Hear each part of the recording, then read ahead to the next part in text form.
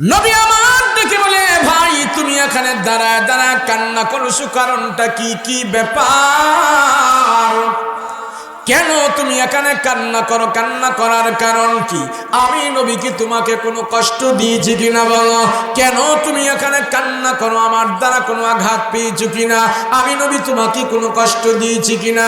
ওই জামাত নামক জাদুঘর কান্না করে আর বলে, ও রহমতের নবী, না না, আপনি আমাকে কষ্ট দেন নাই, আপনি আমাকে দুঃখ দেন নাই, তাহলে এখানে কান্না করো কারণটা কি?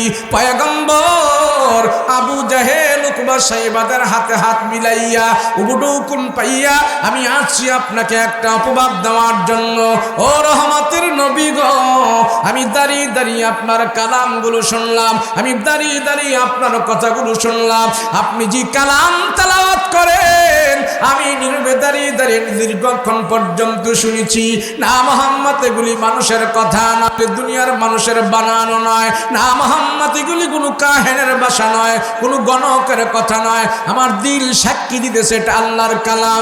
তোমার কালামের তেলাওয়াত আমার মনের ভিতরে ঢুইকা ধুইয়া মুইসা পরিষ্কার করিয়া জাদুর মন্ত্রগুলো সব আমার দিল থেকে দূর করে দিয়েছি। তোমার কোরআনের তেলাওয়াত আমার দিলের ভিতরে হেদায়েতের নূর হিসাবে ঢুকে গেছে। মোহাম্মদ, আমি আবু জাহেলের কাছে যেতে চাই না, আমি আর উকবা সাইবাদের কাছে যেতে চাই না। তোমার হাতে হাত রেখে আমি বললাম, তুমি আমাকে কালমা পড়িয়ে মুসলমান বানিয়ে দাও। রসুল তার মুসলমান বানাই দিছে। আবু জাহেল উকবা সাইবাদের কাছে খবর গেছে, হায় রে, জাদুঘরে পাঠাইলাম, জাদুঘর পাঠাইছি মোহাম্মদরে, জাদুঘরের পাঠাইলাম জাদু বলিয়া আখ্যায়িত করার জন্যে। মোহাম্মদ যে কোরআন পড়ে এটা জাদুর মন্ত্র বলিয়া প্রচার করার জন্যে। হায় হায় সর্বনাশ, মোহাম্মদের জাদুতে জাদুঘর নিজেই কাবু হইয়া গিয়াছে। এবার চিন্তা করলো, আবু জাহেলে দেখলো না এগুলা করে কোনো লাভ নাই। আবু জাহেল সিদ্ধান্ত নিয়েছে, আমি জীবিত থাকতেই মুহাম্মদকে জীবিত মেরে ফেলবো, জ্যান্ত মেরে ফেলবো। আর মুহাম্মদকে বাঁচতে দেওয়া যায় না। আজই মুহাম্মদের বাড়িতে অতর্কিত হামলা করে মুহাম্মদকে দুনিয়ার জমিনে নিষ্পেষিত করে দিতে চাই। আবু জাহেল ব্যক্তিগতভাবে আমার রসুলকে কয়েকবার মেরে ফেলার ষড়যন্ত্র করেছে, সিদ্ধান্ত নিয়েছে। প্রতিবার আল্লাহ পাক আমার নবীকে হেফাজত করে দিয়েছে। আবু জাহেল এলান করে দিল, ওই যার যার ঘরে তীর বর্ষা বল্লম যা আছে সব নিয়ে মুহাম্মদের বাড়ি ঘেরাও কর। আজ রাতেই মুহাম্মদের বাড়িতে অতর্কিত হামলা করে মুহাম্মদকে দুনিয়ার জমিন থেকে বিদায় করা হবে। কার কার বাড়িতে কি আছে নিয়ে তীর বর্ষা বল্লম অস্ত্র শস্ত্র সব কিছু নিয়ে রসুল পাক সাল্লাল্লাহু আলাইহি সাল্লামের ঘরের চতুর্পার্শ্বে তারা ঘেরাও দিয়েছে। রাত্র যখন বাড়ছে, রাতের অন্ধকার বাড়ছে, অস্ত্রের ঝঞ্ঝনানি বাড়ছে, রাসূলুল্লাহ সাল্লাল্লাহু আলাইহি ওয়াসাল্লাম আমার রসুল তো বাহিরের খবর জানেন না, ভিতরে নবী আছে। আল্লাহ পাক ডাক দিয়া বলে, হাবিব পয়গম্বর, আপনি তো বাহিরের খবর রাখেন না, আমি আল্লাহ আপনার খবর রাখি, আপনার শত্রুদেরও খবর আমি আল্লাহ রাখি। রসুল গো বাহিরে দেখেন না অবস্থা ভালো না। বলে কি হয়েছে? বলে বাহিরে আপনারে মেরে ফেলার জন্য আপনার বংশের লোকেরা সব উৎপেতে আছে। আজ রাতেই আপনারে তারা দুনিয়ার জমিন থেকে বিদায় করে দিতে চায়। রসুল বাহিরে দেখলেন অবস্থা ভালো না।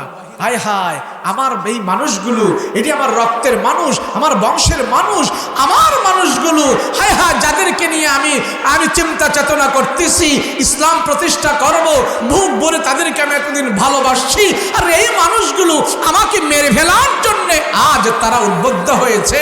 আল্লাহ, আমি এখন করব কি? আল্লাহ পাক ডাক দিয়ে বলেন, হাবিব আমার, আপনার কিছু করা লাগবে না, আমি আল্লাহ যা করার করব, আপনি শুধু একটু হরকত করবেন, নাড়াচাড়া করবেন, এই কাফের বেঈমানদেরকে আমি শায়েস্তা করে ছাড়ব। আমার রসুলের সমস্ত জিম্মা কে নিয়েছেন?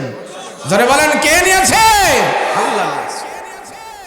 এবার আল্লাহ আমার কি করতে হবে? বলে, হাবিব আপনি আপনার ঘর থেকে বের হইতে হবে।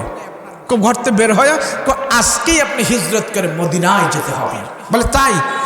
বলে আমি মদিনায় গেলে ওখানে থাকবেন, ওখানে থাকলে খানায় কাবায় তো আমি আসতে পারবো না, অনেক দূর মদিনা, কয় আসা লাগবে না, আপনি এক্ষুনি বের হন, আজই বের হন, খানায় কাবা ছাড়েন, মাতৃভূমি ছাড়েন। রসুল বলে আল্লাহ, মাতৃভূমি ছাড়া আমি কেমনে থাকবো, খানায় কাবা ছাড়া আমি কেমনে থাকবো? আল্লাহ, খানায় কাবা তো এমন দামি, 1 রাকাত নামাজ পড়লে আপনি আমার 1,00,000 রাকাতের সওয়াব দেন, আমি তো এই সওয়াব থেকে বঞ্চিত হয়ে যাব। আল্লাহ পাক বলেন আপনি বঞ্চিত হন, অসুবিধা নাই, আমার আল্লাহর আদেশ, আপনার মাতৃভূমি ছাড়েন, আপনার দেশ ছাড়েন, জন্মস্থান ছাড়েন, আমার খানায় কাবা ছাড়েন, আমার আল্লাহর আদেশ, এগুলি আপনার কাছে বড় না, আমার আল্লাহর আদেশ আপনার কাছে বড়।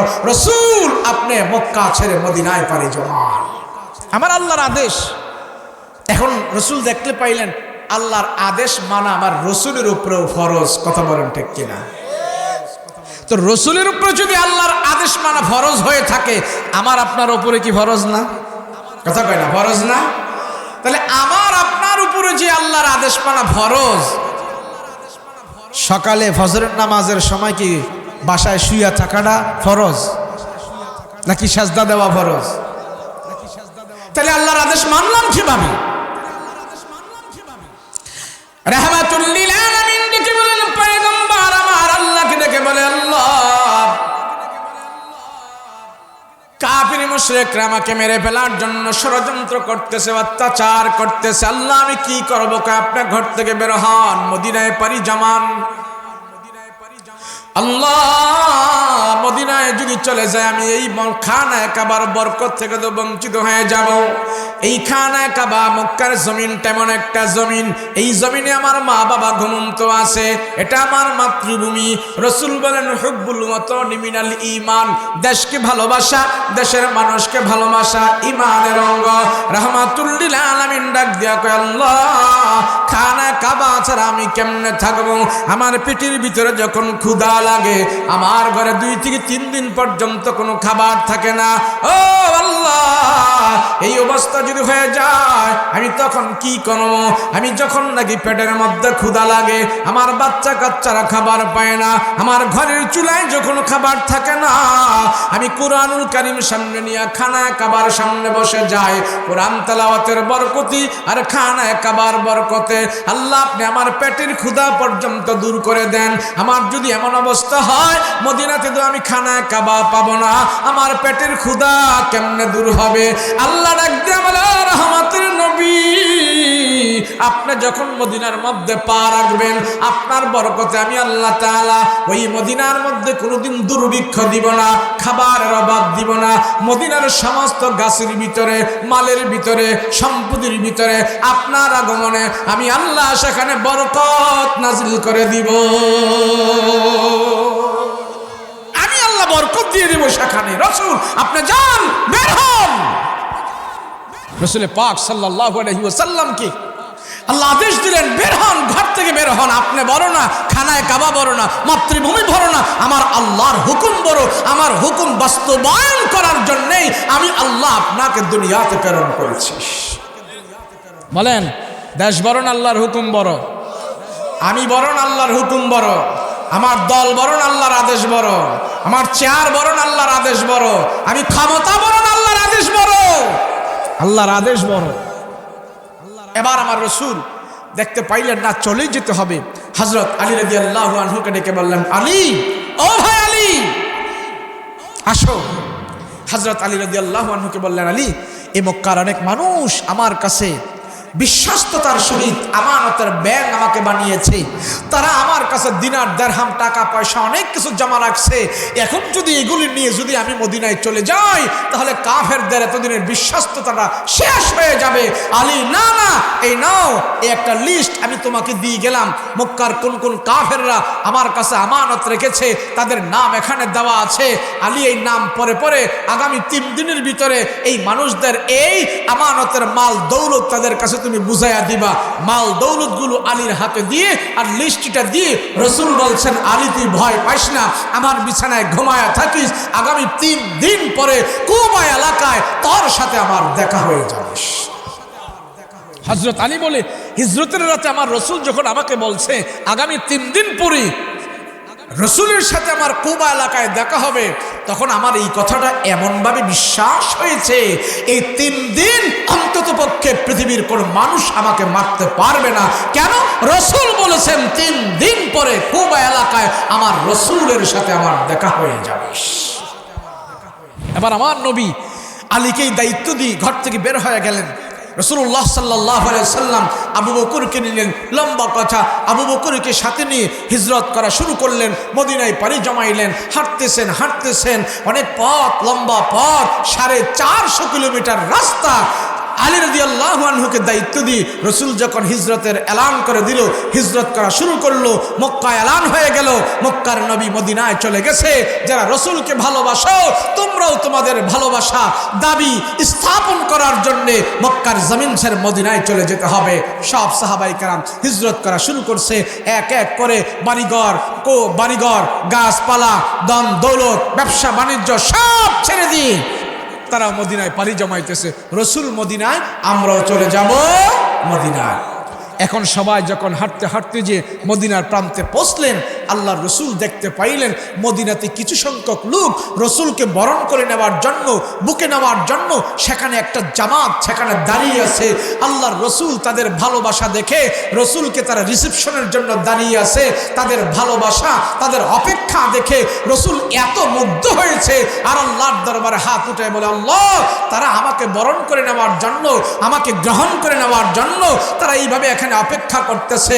আল্লাহ, আমি তাদের প্রতি রাজি, তুমিও তাদের প্রতি রাজি হয়ে যাও। রসুল যখন তাদের জন্য দোয়া করেছে, আল্লাহ তাআলা তাই মানুষগুলোকে, মদিনার এই জামাতকে দুজাহানের জন্য কবুল করে নিয়েছে। রসুল দেখতে পাইলেন, হারি কিছু মানুষ, কিছু ছেলেরা, কিছু মধ্যবয়সী লোকেরা, কিছু ছোট ছোট বাচ্চারা, তারা আমার জন্য এখানে অপেক্ষায় এমনভাবে দাঁড়িয়ে আছে। আল্লাহ, তাদেরকে কবুল করে নাও। আমার নবী রাহমাতুল লিল আলামিন, নবী আমার দেখতে পাইলেন সাহাবায়ে কেরাম রাসূলের সাথে আছে আর মদিনার মানুষগুলো পয়গম্বরের রিসিপশনের জন্য দাঁড়িয়ে আছে। আল্লাহর নবী দেখতে পাইলেন তাদের হাতের মধ্যে এক একটা জিনিস নিয়ে তারা দাঁড়ায় আছে। কারো হাতে দুধের পেয়ালা, কারো হাতে শরবতের পেয়ালা, কারো হাতে মধুর পেয়ালা, কারো হাতে গাছের তাজা খেজুর, কারো হাতে ফুলের মালা, কারো হাতে কবিতার মালা। যে যে পারছে এক একটা জিনিস নিয়ে পয়গম্বরের জন্য মদিনার প্রান্তে দাঁড়িয়ে অপেক্ষা করতেছে। আল্লাহর নবী রাহমাতুল লিল আলামিনকে পাওয়ার পর মদিনাবাসীরা এত আনন্দ, এত খুশি হয়ে গেছে। আল্লাহর নবীকে এক একটা জিনিস উপহার দেওয়ার জন্য এক যুবক আমার নবীজির কাছে আগায় আসলেন। ও রহমতের নবী, আপনি মদিনায় আসবেন বলে রসুল গো আপনার জন্য দুধ নিয়ে আমি দাঁড়ায় আছি। রসুল গো আপনাকে আমি দুধ দিয়ে মেহমানদারি করাবো। নেন পয়গম্বর, আমার হাতের দুধ আপনি নেন, এই দুধ আপনি পান করেন। নবীজি তার হাত থেকে দুধের গ্লাস মুখে নিয়ে লাগা টান মারলেন। দেখলেন দুধ একবারে পানসা হয়ে গেছে, খাওয়ার উপযুক্ত না। আল্লাহর নবী আর খাইলেন না, যুবককে বললেন, হে যুবক, মদিনার দুধ এমন কেন, খাওয়া যায় না, পানসা কেন, মদিনার দুধ এমন কেন? ওই যুবক ডাক দিয়া কয়, রহমতের নবী গো, আপনি মদিনায় আসবেন সেই জানিয়া আজকে 4 দিন ধরে রসুল গো আপনার জন্য গরম দুধ নিয়ে দাঁড়ায় আছে। 4 দিন পরে তো দুধ আর গরম থাকে না। এই দুধের গ্লাস নিয়ে আমি কোথাও যাই নাই, আপনার জন্য এখানে অপেক্ষা করতেছি। কখন আপনি আসবেন আর কখন আপনাকে আমি দুধ পান করাবো। 4 দিন পরে তো দুধ আর খাওয়ার উপযুক্ত থাকে না।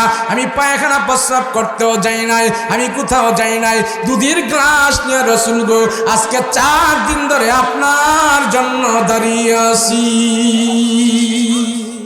আপনার অপেক্ষায় রসুল আমি এখানে দাঁড়িয়ে আছি, আপনাকে দুধ পান করাবো, সেই জন্য আমি এখানে দাঁড়িয়ে আছি।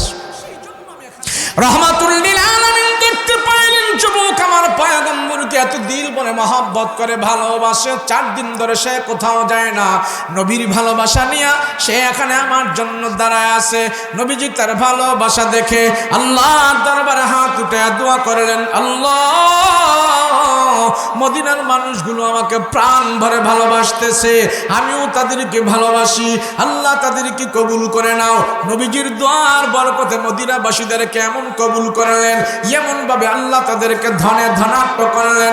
যাদের বাগানের মধ্যে 6 মাস খেজুর আসতো আর 6 মাস খালি থাকতো, নবীজি প্রথমই পা রেখে যখন মদিনাবাসীদের জন্য দোয়া করলেন, রাহমাতুল লিল আলামিনের দোয়ার বরকতে আল্লাহ তাআলা এমন ভাবে তাদেরকে কবুল করেছে। 6 মাস আর এখন খেজুর আসে না, ওই গাছগুলাতে 12 মাস আল্লাহ ফলের ব্যবস্থা করে দিয়েছে।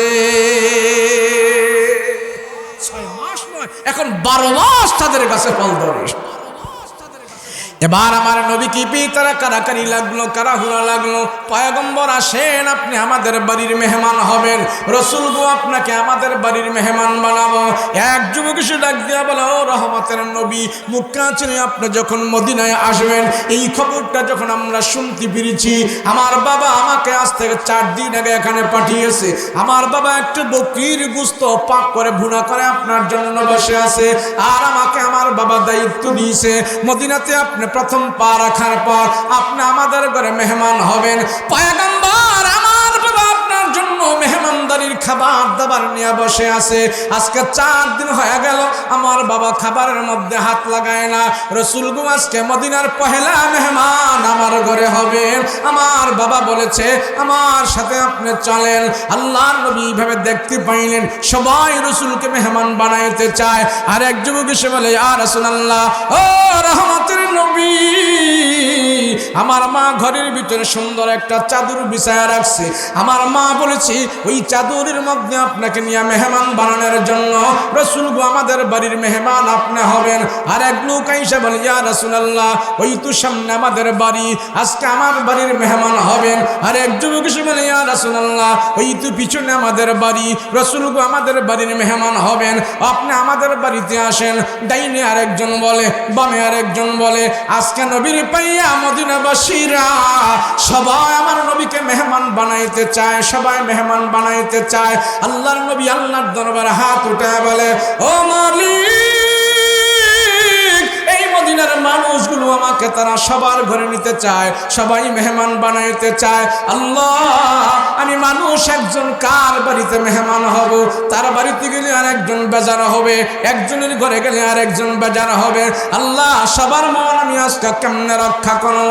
তাৎক্ষণিকভাবে আল্লাহ জানাই দিলেন, ও রহমতের নবী গো, ইচ্ছা করে কারো বাড়ির মেহমান আপনি হইবেন না। যেই ঘোড়াটা দিয়া, যেই উটটা দিয়ে আপনি মক্কা থেকে মদিনায় আসছেন, এই উটের উপরে আপনি বসা থাকবেন। উটটা চলতে চলতে যায় যার বাড়িতে বসবে, আপনি রসুল তার বাড়ির মেহমান হয়ে যাবে। সবাই মেহমান বানাইতে চায়।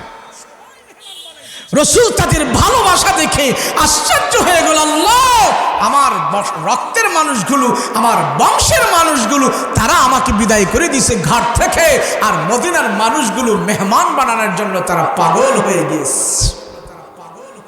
এবার নবীজি আনসার মুহাজির সাহাবীদেরকে ডাকলেন, আয় আয় আয়। সব আনসার মুহাজির সাহাবী যখন একসাথে হইলেন, রাহমাতুল লিল আলামিন সবাইকে বলল, আজকে আমি কারো বাড়ির মেহমান ইচ্ছা করে হব না। আমি যে উটির উপরে বসবো আর চলতে চলতে যার বাড়িতে যাবে তার বাড়ির মেহমান হয়ে যাব। নবীজি উটির উপরে উঠলেন, সাহাবারা সব সামনে পিছনে দাঁড়ানো আছে। হযরত আবু বকর নবীজির ডান পাশে, হযরত ওমর নবীজির বাম পাশে, আরো যারা আছে সবাই সামনে পিছনে। রাহমাতুল লিল আলামিন বলেন, ও সাহাবীরা শুনো শুনো, সবাই তারা বুক ভরা ভালোবাসা নিয়ে আমার মেহমান বানাইতে চায়। ঘোড়াটা চলতে চলতে, উটটা চলতে চলতে যার বাড়িতে যাব, আমি নবী তার বাড়ির মেহমান হব। তোমরা আমার উপর দুরূদ শরীফ পড়তে থাকো। সব সাহাবীরা নবীর উপরে দুরূদ পড়তে থাকতেছে, দুরূদ পড়তেছে, দুরূদ পড়তেছে। উটটা সমতল ভূমি দিয়া চলতেছে, চলতে চলতে যে পাহাড়ের উপরে উঠলো, পাহাড়ের উপরে উইটা একটা দোতলা বাড়ির সামনে যায় উটটা হাঁটু করে বসে গেল। আমার নবী রাহমাতুল লিল আলামিন উটের লাগাম ধরে টান মারে, হে উট, উট উঠে না। নবীজি আরো জোরে টান দেয়, উঠে না, আরো জোরে টান দেয়, উঠে না। এবার নবী জোর করে যখন টান দিছি, সিরাতের কিতাবের ভিতরে লেখে, রাহমাতুল লিল আলামিন উটের লাগাম ধরে জোর করে টান দেওয়ার পর পর এবার উটের জবান থেকে আওয়াজ বের হয়ে গেছে, ও পয়গম্বর, না না, আমি উঠবো না, আমি এখানে বসে গেছি, আমাকে কে যেন বসাই দিয়েছে। রসুল গো, আমি এই বাড়ির মেহমান হয়ে গেলাম, আপনিও এই বাড়ির মেহমান হয়ে যান। নবীজি এবার বাড়িওয়ালাকে তালাশ করে, কে রে, এই বাড়ির মালিক কে রে, কে, আসো, আমি নবীজি বাড়ির মেহমান হয়ে গেলাম। এবার আমার নবী দেখতে পাইলেন একটা মানুষ আগায় আসতেছে। আল্লাহর নবী তারা দেখেই চিনে ফেললো, তোমার নাম তো আবু আইয়ুব আনসারী। বলে, হ্যাঁ ইয়া রাসূলুল্লাহ, আমার নাম হলো আবু আইয়ুব আনসারী। বলে, এই বাড়ির মালিক তুমি নাকি? বলে, হ্যাঁ। তুমি কি আমাকে পেয়ে খুশি না নাকি? আবু আইয়ুব আনসারী বলে, রহমতের নবী, পয়গম্বর, আরে বলেন কি আপনি? রসুল গো, আমি এই মুহূর্তে এমন খুশি হয়ে গেছি, আমি এই মুহূর্তে এমন খুশি, তাম পৃথিবীটা যদি কেউ বিক্রি করে আমার সামনে রাখে, আমি এত খুশি হব না। আমার নবী আমার বাড়ির মেহমান হওয়ার পর আমি এমন খুশি হয়ে গেছি। নবী বলে, আবু আইয়ুব, তোমারে তো আল্লাহ মাল দিছে, তোমারে তো আল্লাহ সম্পদ দিছে। এই দেখো মুসলমান ভাইয়েরা, মক্কা থেকে তারা ভুকা ফাঁকা চলে আসছে, পাতেও খাবার দাবার যা ছিল সব শেষ হয়ে গেছে। মুসলমান ভাইদের জন্য তুমি খাবার দাবারের ব্যবস্থা করো, মুসলমান ভাইদের জন্য তুমি খাবারের ব্যবস্থা করো। নবীজি বলতে দেরি হয়েছে, আবু আইয়ুব আনসারী উট বকরি জবাই করতে দেরি হয় নাই। আবু আইয়ুব আনসারী আমার মক্কা থেকে চলে আসছে, মুসলমান ভাইয়েরা রসুলের মহব্বতি, আর তাদেরকে মেহমানদারি করব। হায় রে, আমার কপাল কত ভালো। এই উট জবাই কর, বকরি জবাই কর। জবাই করলো, গোস্ত পাক করতেছে, হান্ডি পাতিল বসায় দিছে, রুটি পাক হচ্ছে, মুসলমানদের জন্য মেহমানদারি হচ্ছে। দাও দাও করে ধোঁয়া উঠতেছে। আবু আইয়ুব আনসারীর বাড়ি থেকে কয়েক কিলোমিটার দূরে তখনকার জামানার ইহুদিদের সবচেয়ে বড় একজন আলেম ছিলেন, ইহুদিদের ধর্মযাজক, তার নাম ছিল আব্দুল্লাহ ইবনে সালাম। আব্দুল্লাহ ইবনে সালাম খেজুর গাছের উপর থেকে সে দেখতেছে, খেজুর গাছের উপরে ওইটা খেজুর গাছ পরিষ্কার করতেছে, ওই গাছের উপর থেকে দেখতেছে তার বন্ধুর বাড়ি আবু আইয়ুব আনসারীর বাড়িতে ধোঁয়া উঠতেছে। সে খুব কষ্ট পাইল, হায় রে, আমার বন্ধুর বাড়িতে মনে হয় আগুন লেগে সব ছারখার হয়ে পুড়ে যাচ্ছে। তো তার ভক্ত দল বল অনুসারী যারা আছে তাদেরকে বলল, এই আবু আইয়ুব আনসারীর বাড়ির দিকে যা, ওদিকে যা, আমার বন্ধুর দেখ, তারা খবর নেই, আমার বন্ধুর বাড়িতে মনে হয় কোনো বিপদ লাগছে, আগুন লেগে মনে হয় পুরো ছারখার হয়ে যাচ্ছে।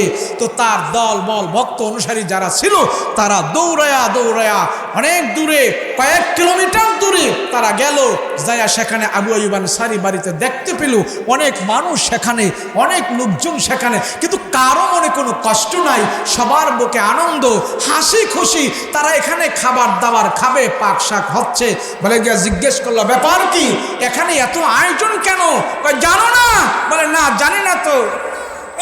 বলে, মক্কার নবী মুহাম্মদুর রাসূলুল্লাহ মদিনায় চলে আসছে, আর এই আবু আইয়ুব আনসারীর বাড়িতে অবস্থান করতেছে। ওই নবীর আগমনের সুবাদে এখানে মেহমানদারির খাবার দাবার পাকশাক হচ্ছে। এখন ইহুদিরা বলতেছে, তাই মক্কার নবী মদিনায় চলে আসছে? বলে, হ্যাঁ। এবার ওই ছাত্ররা কয়, যাক, চলে যেহেতু আসছে, এই নবীর কথাই তো আমাদের ওস্তাদ তাওরাত পরে পরে আমাদেরকে শোনাইতো। এখন ছাত্র ভক্ত দল বল যা আছে সব দৌড়াইয়া উস্তাদের কাছে গেছে, আব্দুল্লাহ ইবনে সালামের কাছে গেছে। ও উস্তাদজি, আরে তাওরাত পড়ে পড়ে যেই নবীর নাম আমাদেরকে শোনাইতেন, তাওরাত পড়ে পড়ে যেই নবীর কথা আপনি বলতেন, সেই নবী তো মক্কা থেকে মদিনায় চলে আসছে। ওই নবী আপনার বন্ধুর বাড়িতে অবস্থান করতেছে, তার সুবাদে সেখানে মেহমানদারির পাকশাক হইতেছে। এই কথা যখন বলল, ইহুদি বড় আলেম, সে খেজুর গাছের উপরে ওইটা খেজুর গাছ পরিষ্কার করতেছে। আব্দুল্লাহ ইবনে সালাম খেজুর গাছ থেকে এক লাফ দিয়া নেমে দৌড়ায়া আবু আইয়ুব আনসারীর বাড়িতে আসছে। আয়েশা বলে, বন্ধু, তোমার বাড়িতে নাকি মোহাম্মদ চলে আসছে? মক্কার নবী মোহাম্মদ নাকি তোমার বাড়িতে চলে আসছে? বলে, হ্যাঁ বন্ধু, বন্ধু মোহাম্মদ আমার বাড়িতে আছে, অবস্থান করছে, বলে দাও না আমার সাথে একটু দেখা করাও, আমাকে নিয়ে যাও, আমি মোহাম্মদের সাথে একটু কথা বলতে চাই, মোহাম্মদকে দেখতে চাই। আবু আইয়ুব আনসারী বলে সাবধান, তুই ইহুদি, তুই নাপাক, তুই আমার রসুলের সাথে দেখা করতে পারবি না, তবে দাঁড়া, যদি আমার রসুল অনুমতি দেয় তাইলে তুই সেখানে যেতে পারবি, না হয় পারবি না। আবু আইয়ুব আনসারী জি আমার পয়গম্বরকে বললেন, ইয়া রাসূলুল্লাহ, ও রহমতের নবী, এই মদিনার ইহুদিদের সবচেয়ে বড় এক আলেম, সে আসছে রসুল গো আপনার সাথে দেখা করতে, আপনি কি দেখা করতে দিবেন? রসুল বলে, আরে আমি মক্কা থেকে তার নাম আমি শুনেছি, সে ইহুদিদের বড় আলেম, যদি ইহুদিদের আলেম, তার একটা সম্মান আছে, বলো আমি রসুল তার সাথে সাক্ষাৎ করব, নিয়ে আসো। অন্য ধর্মের আলেমকে আমার রসুল এত সম্মান করেছিস। এবার আবু আইয়ুব আনসারী এসে ওই ইহুদি বড় আলেমকে নিয়ে গেল আর বলল, সাবধান বন্ধু, তুমি যত বড় আলেম হও আমার রসুলের সাথে কিন্তু বেয়াদবি করবে না, বেয়াদবি করলে কিন্তু আমার হাত থেকে তুমি রক্ষা পাবে। এবার নিয়ে গেল আব্দুল্লাহ ইবনে সালাম, তাওরাত কিতাবের হাফেজ, বিশাল বড় আলেম, সে যে আমার রসুলের সামনে যায় দাঁড়াইলেন, আমার রসুল পাক সাল্লাল্লাহু আলাইহি ওয়াসাল্লামের পা থেকে মাথা পর্যন্ত, মাথা থেকে পা পর্যন্ত এইভাবে সে দেখতেছে দেখতেছে, এক পর্যায়ে যে এই আব্দুল্লাহ ইবনে সালাম ইহুদি বড় আলেম, সে আমার রসুলের চেহারার দিকে এভাবে টাসকি মেরে তাকায় রইছে, ডাইনে বামে সামনে পিছনে কোথাও তাকায় না, শুধু রসুলের চেহারার দিকে সে তাকায় রইছে। রসুল জিজ্ঞেস করলেন, আব্দুল্লাহ ইবনে সালাম, তুমি এত বড় আলেম, কোনো কথা বলছো না, তুমি এদিক সেদিক তাকাও না, শুধু আমার চেহারার দিকে তাকিয়ে আছো কেন? কি হয়েছে তোমার, বলো, একটা কিছু বলবে তো, এইভাবে তাকায় থাকার কারণটা কি? রাসূলুল্লাহ সাল্লাল্লাহু আলাইহি ওয়াসাল্লাম এই কথা বলার পর বলে, ইয়া রাসূলুল্লাহ, নবীজি, আমি আব্দুল্লাহ ইবনে সালাম, তাওরাত কিতাব আমার দিলের ভিতরে আছে রসুল গো, আমি যেন এত কাছ থেকে আপনাকে দেখতে পারবো আমি কখনো কোনো দিন কল্পনা করি নাই। তো রসুল বলে, তুমি কি দেখতেছো আমার চেহারা, বলো না। এবার রসুল যখন বলছে কি দেখতেছো, তখন সে বলতেছে, ইয়া রাসূলুল্লাহ, তাওরাত কিতাবের ভিতরে আমি বর্ণনা পেয়েছি আখিরি জামানার নবী যে হবে, তার চুলগুলো কেমন হবে, তার দাঁতগুলো কেমন হবে, নাকটা কেমন হবে, কানগুলো কেমন হবে, দাড়িগুলো কেমন হবে, তার বডি কেমন হবে, তার হাইট কেমন হবে, সব কিছু তাওরাত কিতাবের ভিতরে বর্ণনা দেওয়া আছে। রসুলগো ওগুলো পরে পরে আমি দিলের ভিতরে মুখস্থ করেছি, আমার কিতাবের সাথে আর আপনার চেহারার সাথে আমি মিলিয়ে দেখেছি, যুক্তির কষ্টি পাথর দিয়ে যাচাই করে করে আমি দেখেছি, তাওরাতের ভিতরে আমি আখিরি জামানার নবীর বর্ণনা যা পড়েছি আপনার চেহারার ভিতরে বাস্তবে আমি তাই পেয়ে গিয়েছি। আমি সাক্ষ্য দিচ্ছি আপনি সত্য রসূল। এবার রসূল বলেন, তুমি যদি সাক্ষ্য দিয়ে থাকো আমি সত্য রসূল, তাহলে কালমা পরে মুসলমান হয়ে যাও না, মুসলমান হও। এবার আব্দুল্লাহ ইবনে সালাম বলে, আমি তো ইহুদিদের আলেম, আমার অনেক ভক্ত আছে, আমাকে অনেকে মান্য করে, আমার অনেক ছাত্র আছে, শুধু আমি একা আলেম হব না, আমি তাদেরকে যেয়া খবর দিই, আমার দল বল সহ আপনার কাছে হাজির করব, রসুল গো আমাদের সবাইকে আপনি মুসলমান বানিয়ে দিন। রসুল বলেন, তাইলে তো ভালোই হলো, ইসলামের কাজটা একটু সুন্দর মতন করা যাবে মদিনায়, তোমার দলবল যদি আমার সাথে থাকে। রাসূলুল্লাহ সাল্লাল্লাহু আলাইহি ওয়াসাল্লাম এই কথা বলার পর আব্দুল্লাহ ইবনে সালাম বলে, ইয়া রাসূলুল্লাহ, মুসলমান তো হব, সবাইকে নিয়ে তো হব, তবে রসুল আমি তো ইহুদি গো আলেম, ইহুদিরা একটু বেতুমিস টাইপের, ইহুদিরা একটু ধোকাবাজ মানুষ, তাদেরকে সামনে এনে আমি ওয়াদাবদ্ধ করাবো, তাদেরকে আমি বলবো, এই শোন, মোহাম্মদকে আমি কতগুলো প্রশ্ন করব, মোহাম্মদ যদি উত্তর দিয়ে দিতে পারে আমি কিন্তু মুসলমান হয়ে যাব, তোমরাও কিন্তু মুসলমান হয়ে যাবে। রসুল গো তারাও আমার সাথে বলবে, হ্যাঁ আমরা হয়ে যাব। আমি জানি আপনি উত্তরগুলো সব দিয়ে দিতে পারবেন, তারপরে ইহুদিদেরকে বুঝানোর জন্য রসুল আমি আপনাকে প্রশ্ন করব, আপনি কিন্তু উত্তর দিয়ে দিয়েন। রসুল বলে, ঠিক আছে ইনশাআল্লাহ, তুমি একটা নয় কয়েকটা প্রশ্ন করো, আমি রসুল উত্তর দিয়ে দেব। এখন সে বাড়িতে যে তার ঘরে যে তার মাদ্রাসা প্রতিষ্ঠানে যে সবাইকে বললো, এই আরে আর পড়া লাগবে না, আর কাজ করা লাগবে না, আর কোনো চিন্তা করিস না, আয় আয় আমার সাথে আয়। এতদিন যেই নবীর বর্ণনা তোদেরকে তাওরাত পড়ে পড়ে আমি শুনিয়েছি, আজকে সেই নবীকে বাস্তবে তোদের সামনে আমি ধরে তুলবো, আয় আমার সাথে আয়। সব দলবল নিয়ে আমার রসুলের কাছে সে হাজির হয়ে গিয়েছে। এবার বলে, ইয়া রাসূলুল্লাহ, এ হলো আমার ভক্ত অনুসারী দলবল, আর আমি রসুল গো কথা দিচ্ছি আমি মুসলমান হয়ে যাব।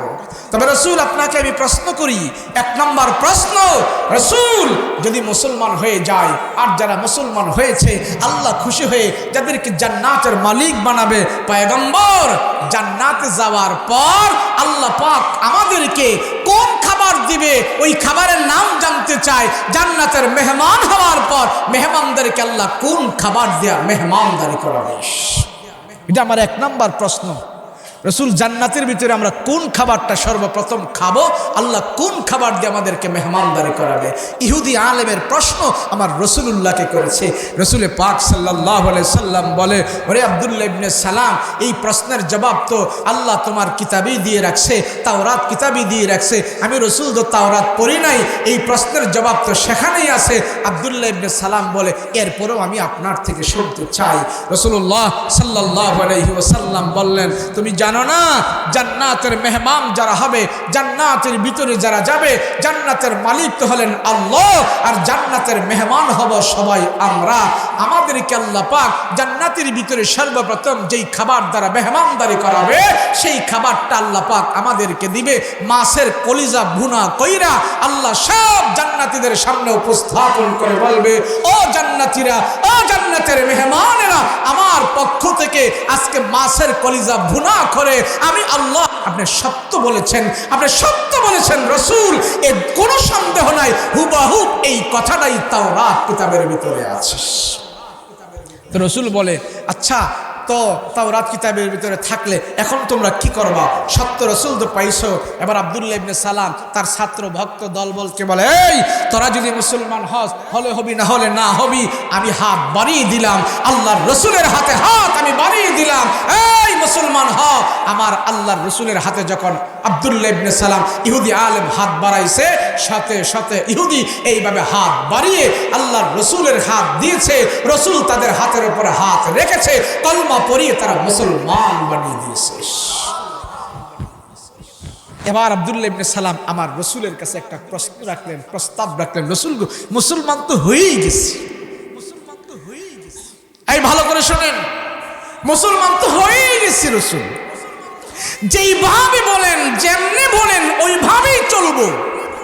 তবে রসুল আমি ইহুদি অবস্থায়, ইহুদি থাকতে আমি ওটের গোশত খাইতাম, ওটের চর্বি এবং ওটের দুধ আমরা খাইতাম না। ইহুদিরা ওটের গোশত খায়, ওটের চর্বি এবং ওটের দুধ খায় না। রসুল আমি যেহেতু মুসলমান হয়েছি, তো পয়গম্বর আমি আপনার কাছে প্রস্তাব রাখলাম, আমি এখনো ওই নিয়মে চলতে চাই।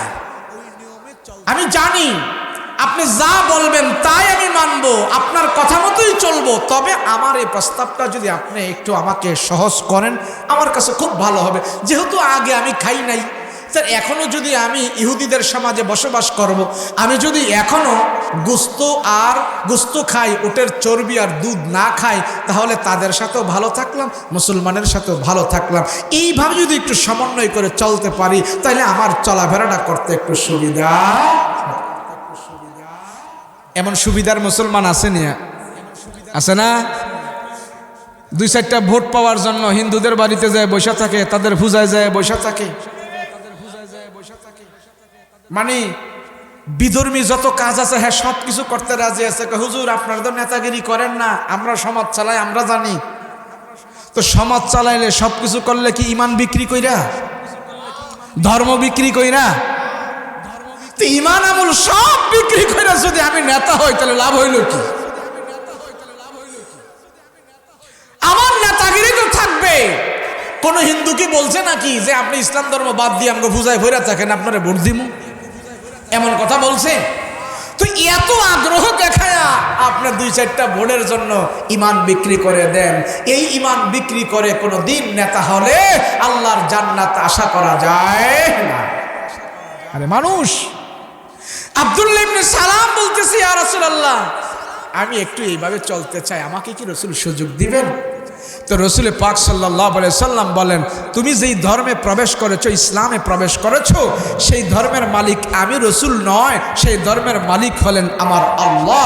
ওই আল্লাহ যদি তোমারে সুযোগ দেয় 2 দিকে চলার জন্য, তুমি চলতে পারবা, আর না দিলে আমার কিছু করার নাই, আমি আল্লাহর উপরে হাওলা করে দিয়েছি। নবীজি আল্লাহর উপরে হাওলা করে দিয়ে বসে আছে। ইসলাম কি অর্ধেক মানবে, একটু মানবে, অন্য ধর্ম মানবে এবং ইসলাম মানবে, এইভাবে চলতে পারবে কি পারবে না, এর ডিসিশন আল্লাহর কাছ থেকে আসছে। আল্লাহর নবী আল্লাহর উপরে হাওলা করে দিয়েছে, আর জিব্রাইল আমিন কোরআনের একখানা আয়াত নিয়ে আমার রসুলের কাছে গট গট গট গট করে ঘন্টা বাজিয়ে আয়াত নিয়ে হাজির হয়ে গিয়েছে। আব্দুল্লাহ ইবনে সালাম কি অর্ধেক মানবে না পুরা মানবে, এই ডিসিশন আল্লাহর পক্ষ থেকে এসেছে। আল্লাহ কোরআনের আয়াত নাজিল করে জানায় দিয়েছে, ও ইমানদার, ও মুসলমান, ও মুত্তাকি, ও পরহেজগার, ও নামাজি, ও হাজি, তুই কি ইসলাম পুরা মানবি না অর্ধেক মানবি? কোরআনের আয়াত দিয়ে আল্লাহর ডিসিশন দিয়ে দিস। জিব্রাইল আমিন কোরআনের আয়াত নিয়ে যখন হাজির, আল্লাহর রসুল আর কোনো কথা বলে নাই, আব্দুল্লাহ ইবনে সালাম কোনো কথা বলে নাই। আয়াতটা কি? ইয়া আইয়ুহাল্লাযীনা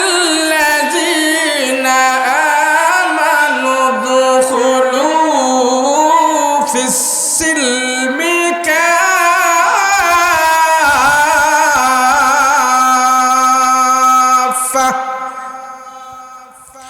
ওয়ালা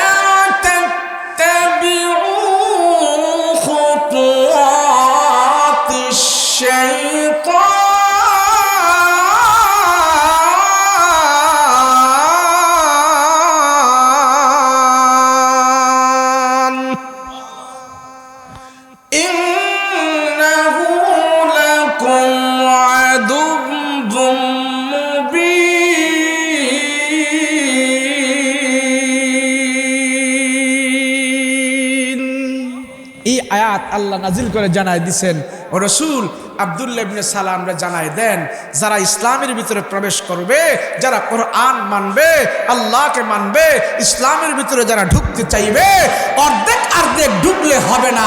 ইসলাম ভালো লাগুক আর না লাগুক, পুরোপুরিভাবে ঢুকতে হবে। জাহান্নাম থেকে যদি বাঁচতে হয়, আল্লাহর আযাব থেকে যদি বাঁচতে হয়, তাহলে ইসলামের ভিতরে অর্ধেক ঢোকা যাবে না, পুরোপুরিভাবেই ঢুকতে হবে। এখন কি আমরা পুরা ঢুকবো না অর্ধেক ঢুকবো? পুরা কেমনে ঢুকি? একবারে মশারি টানাইছে, মশায় কামড়ায়, মশারি টানাইছে মশার কামড় থেকে বাঁচার জন্য। এখন মশারি টানাইয়া কি মশারির ভিতরে অর্ধেক যাইব না পুরা যাইব? এখন মশারি টানাইয়া মশার কামড় থেকে বাঁচার জন্য বেড়ায় মাথা আর হাত ঢুকাইছে মশারির ভিতরে, ফাগুলো রাখছে বাহিরে। মশার কামড় থেকে বাঁচতে পারবে না? ফরিদপুরে বাঁচা যাইবে? হ্যাঁ বাঁচা যাইবে? বাঁচা যাবে। মানুষ একটা সাধারণ প্রাণী, ছোট্ট প্রাণী মশা, তার কামড় থেকে যদি অর্ধেক ঢোকার পরে বাঁচা না যায়, অর্ধেক ইসলাম মানলে কি আল্লাহর জাহান্নাম থেকে বাঁচা যাবে? বলেন বাঁচা যাবে? ইসলামের ভিতরে পুরোপুরিভাবে ঢুকতে হবে, ইসলামের ভিতরে পুরোপুরিভাবে ঢুকতে হবে। ইসলামের ভিতরে পুরোপুরিভাবে ঢোকার নাম হলো একজন মুমিন। সে সর্ব অবস্থায় 24 ঘন্টার ভিতরে আল্লাহর কুদরতি কদমে সে 5 বার সিজদা দিয়ে হাজিরা দিতে হবে। হারাম থেকে বাঁচতে হবে, হালালকে গ্রহণ করতে হবে, আল্লাহর কুদরতি কদমে সিজদা দিতে হবে। এর নাম হলো ইসলামের ভিতরে পুরোপুরিভাবে ঢোকা। কথা বলেন ঠিক কিনা? মানে হুজুর নামাজ পড়বো কেমন, সূরা কেরাত, আউযুবিল্লাহ, কুল হুয়াল্লাহ, বিসমিল্লাহ, এগুলো তো কিচ্ছুই জানি না। 5 ওয়াক্ত পড়বো কেমনে হুজুর? আছে না? নাই। আপনি পড়তে থাকেন, শিখতে থাকেন, তেলাওয়াত করতে থাকেন, শিখতে থাকেন। এই যে মাদ্রাসার ছেলেরা এই যে এইভাবে শিখতেছে, আমার আপনার ছেলে মেয়ে যদি এইভাবে শিখে শিখে সূরা ফাতিহা, আলহামদুলিল্লাহ, কুল হুয়াল্লাহ এগুলা যদি শিখে শিখে আল্লাহকে যদি সেজদা দেয়, আর আমার ছেলে সন্তানকে যদি এইভাবে পড়াশোনা করায়, তাহলে আমি একদিন দুনিয়াতে থাকবো না। আমার সন্তানের নুরানি পরে পরে যখন সূরা ফাতিহা ভালো করে শিখবে, সূরা ইখলাস ভালো করে শিখবে, তারা শিখে শিখে যখন নামাজ পড়বে, আমি তো পারি নাই, কবরে চলে গেছি, কিন্তু আমার নাতিপুতির এই চেষ্টাটা আমি করিয়েছি, আমি কবরে চলে যাব। আমার নাতিপুতি, আমার সন্তানেরা যখন এইভাবে শিখে শিখে তারা সূরা ফাতিহা পড়বে, তাদের তেলাওয়াতের আওয়াজ আল্লাহ পাক আমার কবরের ভিতরে নাজাতের বাণী হিসাবে পৌঁছে দেবে। আপনি বাংলা পড়েন, আপনি আরবি পড়েন, আপনি ইঞ্জিনিয়ার হন, আপনি ডাক্তার হন, আপনি ব্যারিস্টার হন, আপনি কোটি কোটি টাকার মালিক হয়ে শিল্পপতি হন, দেশ পরিচালনার জন্য বড় নেতা হন, কোনো অসুবিধা নাই। কিন্তু এই প্রাথমিক জ্ঞান যদি না থাকে, নামাজ রোজার জন্য যদি 5-6টা সূরা যা লাগে, এই ন্যূনতম জ্ঞানটাও যদি আপনার না থাকে, 5টা সূরা নামাজের জন্য পারেন না, যদি আপনি যদি ভালো করে শুদ্ধ করে 5টা সূরাও না জানেন, খানায় কাবা সামনে নিয়ে নামাজ পড়লেও নামাজ হবে না। 5টা সূরা নামাজ পড়তে যে প্রাথমিক জ্ঞান লাগে, প্রাথমিক সূরা কেরাত পড়তে হয়, এই সূরা কেরাতগুলো জানা থাকার পর আপনি যদি ভাঙ্গা মসজিদেও নামাজ পড়েন, আল্লাহ আপনার নামাজ কবুল করে নেবে। এই নুরানি দরকার আছে না নাই? বলেন আছে না নাই? আমাদের আছে, আমাদের সন্তানদের আছে, সবাইকে আমরা এই নুরানি পড়াইবো। কথা বলেন ঠিক কিনা? এই নুরানি পড়লে স্কুলের 5 পর্যন্ত মাদ্রাসা থেকেই পড়া যায়। স্কুলের 5 পর্যন্ত যদি মাদ্রাসা থেকে পড়ে, তাহলে স্কুলের পড়াটাও মাদ্রাসায় হয়ে গেল, সাথে আমার সন্তান কোরআনুল কারীম শিখে ফেলল। তাহলে কোনটা দরকার আছে না? এটা কথা বলেন, দরকার আসেনি? আগে তো মনে করতো যে হুজুররা মাদ্রাসার ভিতরে খালি আরবি পড়ায়, কায়দা পড়ায়, এই পড়ায়, বাংলা টাংলা কিচ্ছু পড়ায় না, হেনে দেওয়া যাইব না, এমন একটা মনোভাব থাকতো।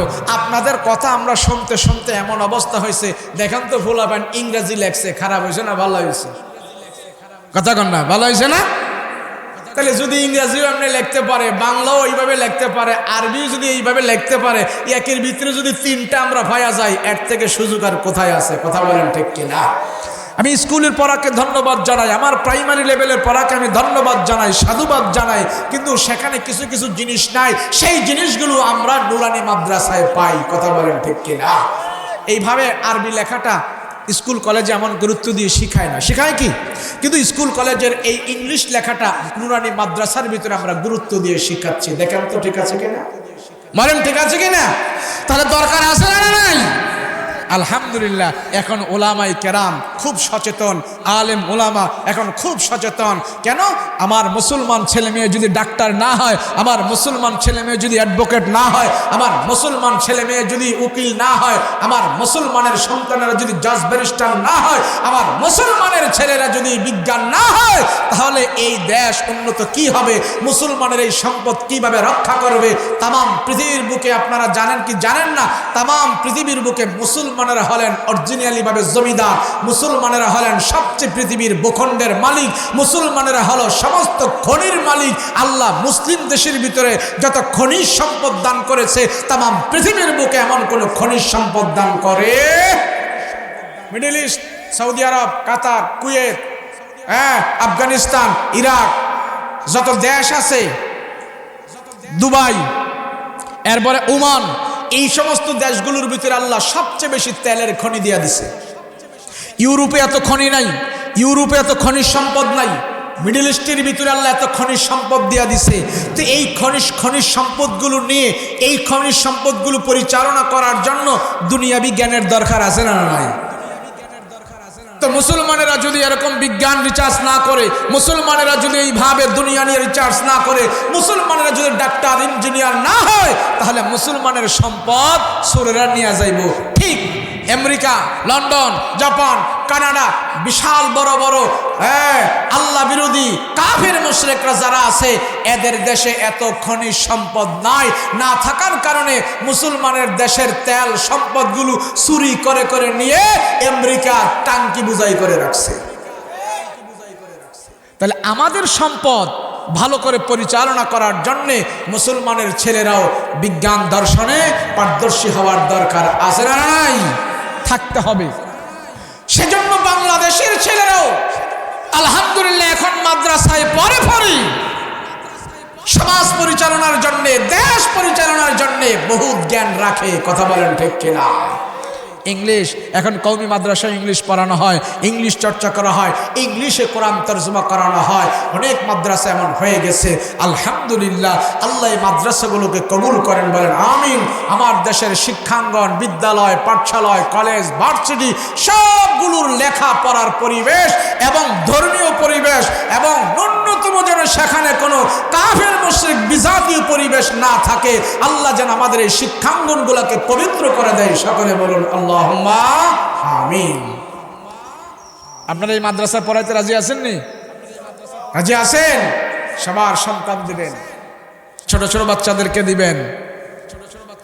আমি অন্য জায়গায় দিতে নিষেধ করি না, আমরা বলি না যে স্কুলে দিয়েন না, স্কুলে দিবেন, কলেজে দিবেন, ভার্সিটিতে দিবেন, এটা ইসলাম সাপোর্ট করে, বৈধ।